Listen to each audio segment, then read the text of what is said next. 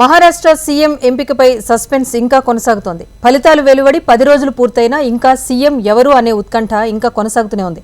Maharashtra ఆపద్ధర్మ CM Eknath Shinde అస్వస్థతకు గురికావడంతో ఇవాళ జరగాల్సిన మహాయుతి కూటమి సమావేశం కూడా రద్దయింది.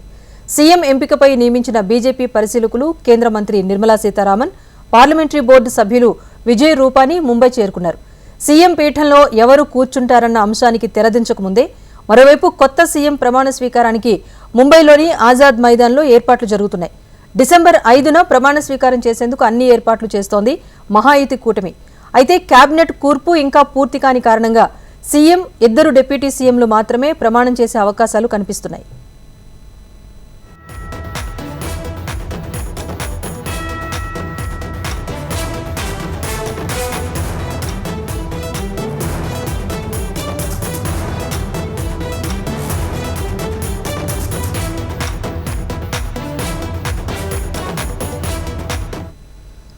ఫలితాలు వెలువడి 10 రోజులైనా ఇంకా మహారాష్ట్రలో సీఎం ఎవరు అనే అంశంపైనైతే ఇంకా ఉత్కంఠ అలానే కొనసాగుతోంది. మరోవైపు ప్రమాణ స్వీకారానికి సంబంధించి ఏర్పాట్లు కొనసాగుతున్నాయి. మరి మహాయుతి కూటమి సమావేశం కూడా వాయిదా పడిన నేపథ్యంలో పరిణామాలపై మరింత సమాచారాన్ని మా ప్రతినిధి భూపతి అందిస్తారు. భూపతి. రాజేశ్వరి, మహారాష్ట్ర ఎన్నికల ఫలితాలు వచ్చి 10 రోజులు గడిచినప్పటికీ ఇంకా సీఎం ఎంపిక విషయం సంక్లిష్టత నెలకొందని చెప్పుకోవచ్చు. ఇంకా సీఎం అభ్యర్థి ఎవరనేది ఇంకా బీజేపీకి చెందిన అధినాయకత్వం స్పష్టం చేయలేని పరిస్థితి నెలకొంది. అదేవిధంగా ఈ నెల 5వ తేదీన సీఎం ప్రమాణ స్వీకారం చేపట్టే కార్యక్రమాన్ని ఆజాద్ మైదానంలో ఏర్పాట్లు చేస్తున్న పరిస్థితి నెలకొంది. అయితే ఈ రోజు జరగాల్సిన మహాయుతి సమావేశం ఏక్నాథ్ షిండే, ముఖ్యమంత్రిగా ఉన్న ఏక్నాథ్ షిండే అస్వస్థతకు గురై నిన్న ఆసుపత్రిలో చేరారు. ఆసుపత్రి నుంచి ఈ రోజు ఇంటికి చేరుకున్న పరిస్థితి నెలకొంది. అయితే వర్ష భవన్ లో ఈ రోజు చేరుకున్న ఏక్నాథ్ షిండేతో deputy CM Devendra Fadnavis virtual గా సమావేశమైనట్లు తెలుస్తుంది. అయితే మంత్రివర్గ విస్తరణ, అదేవిధంగా ఈ నెల 6వ తేదీన అంబేద్కర్ వర్ధంతి పురస్కరించుకొని ఏర్పాటు చేయబోయే సమావేశం గురించి దేవేంద్ర ఫడ్నవీస్, ఏక్నాథ్ షిండేలు చర్చించినట్లు కూడా తెలుస్తుంది. అయితే రేపు బీజేపీకి సంబంధించి ఎమ్మెల్యేల సమావేశాన్ని ఏర్పాటు చేయబోతున్నారు. ఈ సమావేశానికి బీజేపీ పరిశీలకులుగా కేంద్ర మంత్రి నిర్మలా సీతారామన్, పార్లమెంటరీ బోర్డు సభ్యుడు విజయ్ రూపానీ కూడా హాజరవుతున్నారు. ఇప్పటికే ముంబై చేరుకున్న వీరిద్దరూ మహాయుతి కూటమి నేతలతో సమావేశం ఈ రోజు జరగాల్సి ఉంది. అయితే ఏక్నాథ్ షిండే అస్వస్థతకు గురై ఆసుపత్రిలో చేరిన నేపథ్యంలో ఈ రోజు జరగాల్సిన సమావేశం వాయిదా పడింది. అయితే డిసెంబర్ 5న కొత్త ముఖ్యమంత్రి ప్రమాణ స్వీకారం జరుగుతుందని కూడా ఇప్పటికే మహాయుతి కూటమి నేతలు కూడా స్పష్టం చేశారు. అయితే ముఖ్యమంత్రి విషయంలో ఎవరు ఎన్నిక అవుతారనే విషయంలో ఇంకా స్పష్టత రావాల్సి ఉంది. దేవేంద్ర ఫడ్నవీసే కొనసాగుతారా, లేక మరే ఇంకా వేరే ఇతర వ్యక్తి ముఖ్యమంత్రి అవుతారనేది కూడా తేలాల్సి ఉంది. అయితే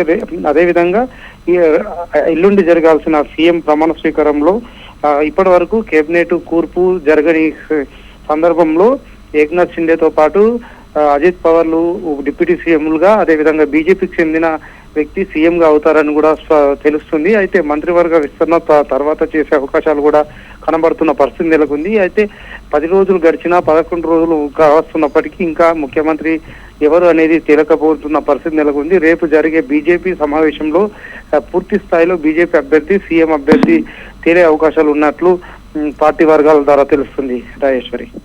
భూపతి, అయితే షిండే వర్గం మొదట్లో వ్యతిరేకించిన ప్రస్తుతానికైతే మహాయుతి నుంచి కొంత వ్యతిరేకత వస్తోంది ఫడ్నవీస్ విషయంలో చెప్తున్నారు. ఫైనల్ గా బీజేపీ పెద్దల నిర్ణయమే అంగీకారం అన్న విషయం కూడా షిండే తెలియజేశారు. సో తెర మీదకి ఎవరైనా కొత్త వ్యక్తులు వస్తే కనుక ఎవరి పేర్లు ప్రధానంగా వినిపిస్తున్నాయి?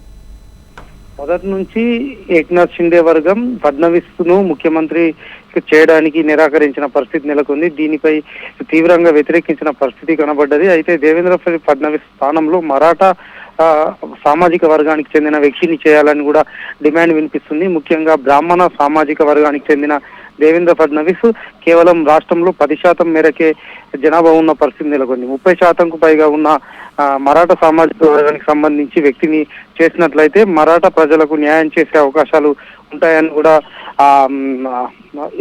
తెలుస్తుంది. ఈ నేపథ్యంలో ఇప్పటికే ఏక్నాథ్ షిండేతో పాటు మహాయుతి కూటమి నేతలు కూడా దేవేంద్ర ఫడ్నవీస్ విషయంలో కొంత వ్యతిరేకించినట్లు తెలుస్తుంది. దేవేంద్ర ఫడ్నవీస్ స్థానంలో మరో వ్యక్తిని చేసినట్లయితే తమకు ఎలాంటి అభ్యంతరం లేదని కూడా బీజేపీ అధినాయకత్వం చెప్పినట్లు తెలుస్తుంది.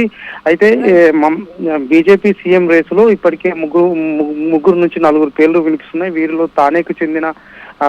పూణేకు చెందిన ఎంపీ, కేంద్ర మంత్రిగా వ్యవహరిస్తున్న వ్యక్తితో పాటు మరో 2 సీనియర్ నేతలు కూడా పేర్లు పరిశీలనలో ఉన్నట్లు తెలుస్తుంది. అయితే మరాఠా సామాజిక వర్గానికి ఎంపిక చేస్తారా లేకపోతే దేవేంద్ర ఫడ్నవీస్ నే కొనసాగిస్తారనేది మాత్రం బీజేపీ అధినాయకత్వం నిర్ణయించాల్సిన పరిస్థితి ఏర్పడింది. దీంతో బీజేపీ అధిష్టానం తీసుకునే నిర్ణయానికి తాము కట్టుబడి ఉంటామని ఇప్పటికే ఏక్నాథ్ షిండేతో పాటు అజిత్ పవార్లు ప్రకటన నేపథ్యంలో బీజేపీ అధినాయకత్వం సూచించే వ్యక్తిని సీఎం గా ఎన్నుకునే అవకాశం కనబడుతుంది.